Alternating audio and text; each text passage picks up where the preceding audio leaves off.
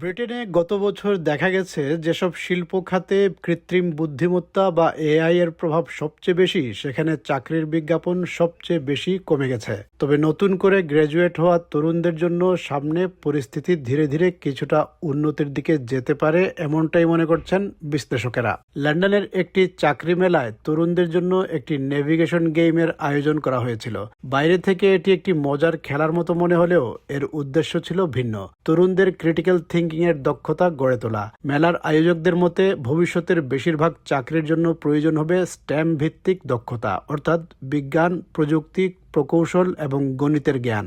বিশেষজ্ঞরা বলছেন ভবিষ্যতের চাকরিগুলো ঠিক কেমন হবে তা এখনই নিশ্চিত করে বলা কঠিন। প্রযুক্তি এত দ্রুত বদলাচ্ছে যে শুধু নির্দিষ্ট কিছু দক্ষতা নয়, বরং দ্রুত মানিয়ে নেয়ার ক্ষমতা, নমনীয়তা এবং পরিবর্তনের সঙ্গে খাপ খাইয়ে নেয়ার দক্ষতাই সবচেয়ে গুরুত্বপূর্ণ হয়ে উঠছে। আর এই পরিবর্তনকে আরও দ্রুত এগিয়ে দিচ্ছে AI. A majority of the jobs in the future require STEM-based skills.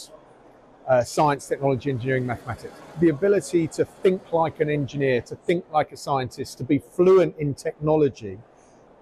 Because we don't know what the jobs of the future are actually going to look like. They're changing so fast that actually agility, flexibility, the ability to adapt and change is the number one skill of the future. এই পরিবর্তনের প্রভাব পড়েছে কর্মক্ষেত্রের নিয়োগ প্রক্রিয়াতেও। অনেক চাকরি প্রার্থী বলছেন তাদের আবেদনপত্র এখন প্রথমে মানুষের বদলে এআই এর মাধ্যমে যাচাই করা হয়। একজন কম্পিউটার সায়েন্স গ্র্যাজুয়েট জানান, গ্রীষ্মের পর থেকে তিনি প্রতি মাসে প্রায় 50 থেকে 100টি চাকরির জন্য আবেদন করেছেন।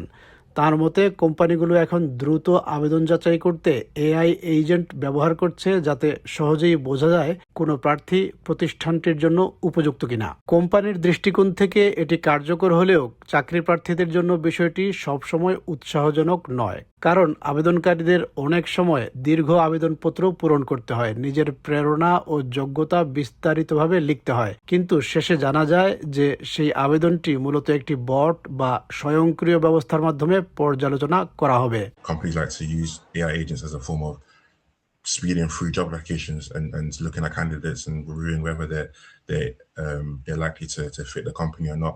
And then, although from a corporate sense it might feel amazing, but for us graduates on the other side of the process, it's not really encouraging, especially when you go through that process typing out as to your motivations for the job and things like that, just to see at the end like your application will be under review by the likes of bots. তবে সেই graduate শেষ পর্যন্ত একটি চাকরি পেয়েছেন। এতে তাকে সহায়তা করেছে বস আপ নামের একটি প্রতিষ্ঠান, যারা গ্র্যাজুয়েটদের এআই ব্যবস্থাপনার প্রশিক্ষণ দেয়। বর্তমানে বিভিন্ন প্রতিষ্ঠানে এআই এজেন্ট ব্যবহার দ্রুত বাড়ছে। এগুলো নথিপত্র পরিচালনা, কাজের ধারা নিয়ন্ত্রণ এবং গ্রাহক সেবা সব ক্ষেত্রেই ব্যবহৃত হচ্ছে।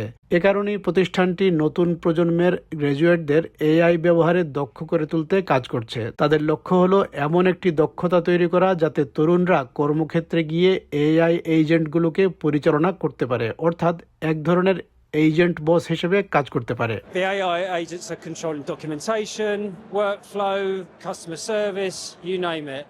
So what we're doing, we're enabling graduates, the new generation, to become AI ready in terms of being assessed on their AI capability, and our platform is basically helping them get to a level of AI where they can go into a workplace as an agent boss. অন্যদিকে কর্মসংস্থানের প্রবণতা বিশ্লেষণকারী বিশেষজ্ঞরা বলছেন অনেক company এখন বুঝতে পারছে শুধু প্রযুক্তিগত দক্ষতা যথেষ্ট নয়। যদিও এআই সংক্রান্ত দক্ষতার চাহিদা অনেক বেশি, তবুও মানুষ ব্যবস্থাপনা দক্ষতার প্রয়োজনও সমানভাবে গুরুত্বপূর্ণ।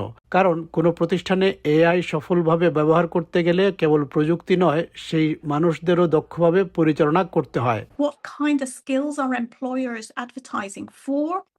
There's a lot of demand for AI skills, unsurprisingly, but there's also a lot of demand for people management skills, because people are realizing that to put AI into their organizations effectively, at least half of the story, if not more of the story, is about how you do the management around the people who now need to use these new tools.